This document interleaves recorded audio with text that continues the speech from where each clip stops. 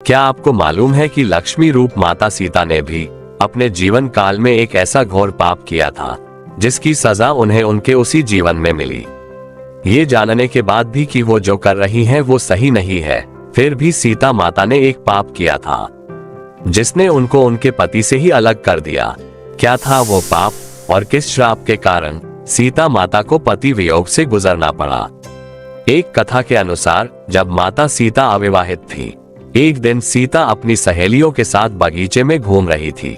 वहां उन्हें एक तोते का जोड़ा दिखाई दिया जो बहुत ही खूबसूरत था। उनकी नजर तोते के जोड़े पर पड़ी। ये जोड़ा आपस में कुछ बातें कर रहा था।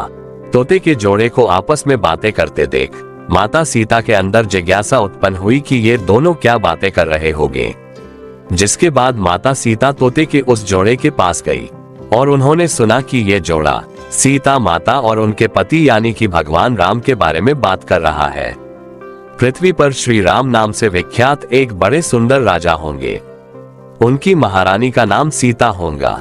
श्री राम सीता के साथ कई वर्षों तक राज्य करेगी। धन्य है वे जानकी देवी और धन्य है वे श्री राम। तोते की ऐसी बातें सुनकर सीता ने सोचा कि ये दोनों तो मेरे ही बारे में बातें कह रहे हैं। इन्हें पकड़कर मैं इनसे अपने जीवन से जुड़ी सारी बातें पूछ सकती हूँ। इसीलिए उन्होंने अपनी सहेलियों से उन दोनों पक्षियों को पकड़कर लाने को कहा। उनकी सहेलियां गईं और दोनों पक्षियों को पकड़कर ले आई। माता सीता उन पक्षियों से कहती है, तुम दोनों बहुत सुंदर हो, देखो, डरो नहीं, मैं तुम्हें कोई नुकसान नहीं पहुंचाऊंगी। तुम बस मुझे ये बताओ कि तुम कौन हो और कहां से आए हो। राम कौन है और सीता कौन है, तुम्हें उनके बारे में कैसे पता है? माता सीता के पूछने पर दोनों पक्षी बताते हैं कि एक बहुत विख्यात महर्षि वाल्मीकि है। हम दोनों उन्हीं के आश्रम में रहते हैं। महर्षि ने रामायण नाम का एक ग्रंथ लिखा है जिसका पाठ उन्होंने अपने शिष्यों को भी कराया है।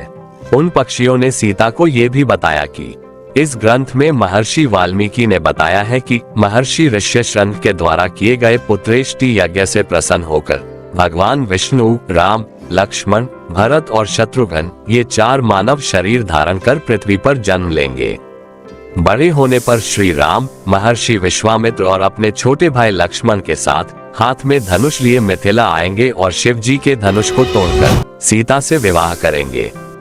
फिर उस पक्षी के जोड़े ने कहा, हे सुंदरी, हमने तुम्हें सब कुछ बता दिया, अब हमें छोड़ दो, हम जाना चाहते हैं। पक्षियों की बातें सुनकर माता सीता के मन में और भी बातें जानने की इच्छा हुई।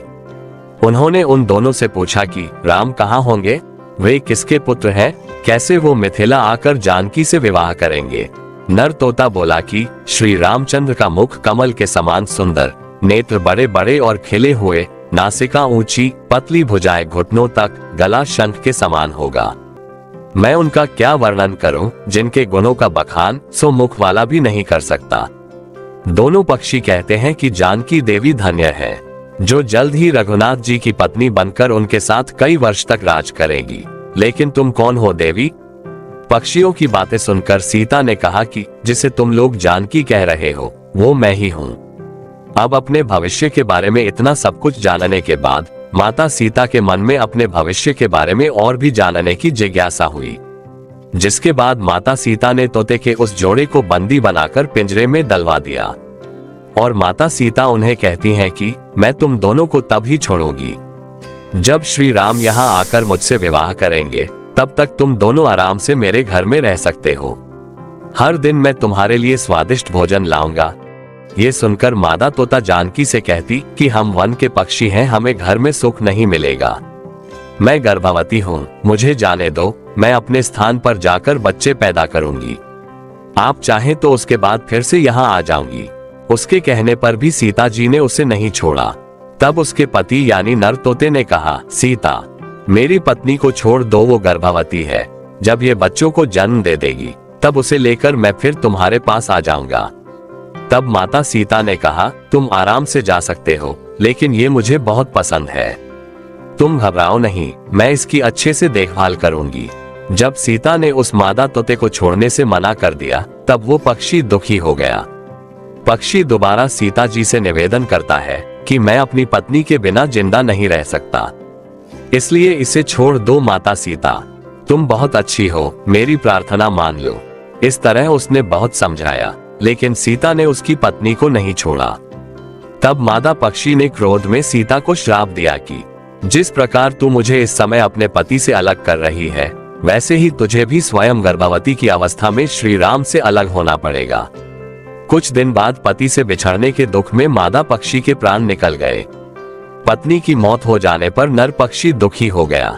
फिर वो सीता जी से बोला कि मैं मनुष्यों से भरी श्री राम की नगरी अयोध्या में जन्म लूंगा। मेरे ही कारण तुम्हें पति के वियोग का दुख उठाना पड़ेगा। ये कहकर वो वहां से उड़ जाता है। कुछ साल बाद उसका जन्म अयोध्या में धोबी के घर हुआ। उस धोबी के कारण ही सीता जी का अपमान हुआ। उन्हें अपने पति श्री राम से अलग होना पड़ा।